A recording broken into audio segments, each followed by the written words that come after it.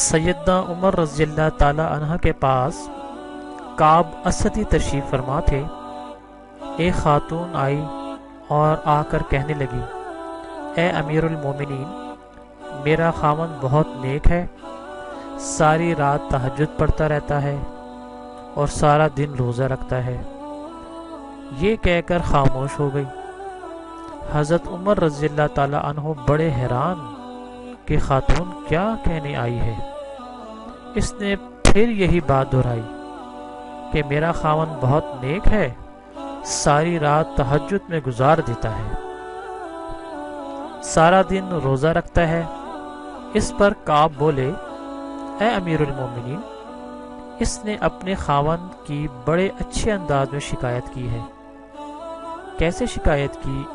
امیر المومنین نے کہا، جب وہ ساری رات تہجد پڑھے گا اور سارا دن روزہ رکھے گا تو پھر بیوی کو وقت کب دے گا؟ تو کہنے آئی ہے کہ میرا خاوند نیک تو ہے مگر مجھے وقت نہیں دیتا۔ چنانچہ حضرت عمر نے اس کے خاوند کو بلایا تو اس نے کہا، ہاں میں مجاہدہ کرتا ہوں، یہ کرتا ہوں، وہ کرتا ہوں۔ حضرت عمر نے کہا، حضرت کعب سے کہا کہ آپ فیصلہ کریں۔ حضرت کعب رضی اللہ تعالی عنہ نے اس صاحب سے کہا کہ دیکھو، شرن تمہارے لیے ضروری ہے کہ تم اپنی بیوی کے ساتھ وقت گزارو، ہنسی خوشی کرو، اس کے ساتھ رہو، اور کم از کم ہر 3 دن کے بعد اپنی بیوی کے ساتھ ہم بستری کرو۔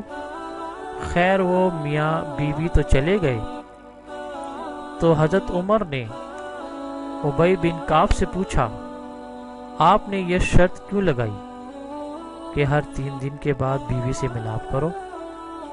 انہوں نے کہا، دیکھیں، اللہ رب العزت نے مرد کو زیادہ سے زیادہ 4 شادیوں کی اجازت دی ہے، چنانچہ اگر 4 شادیاں بھی کسی کی ہوں تو 3 دن کے بعد پھر بیوی کا نمبر آتا ہے۔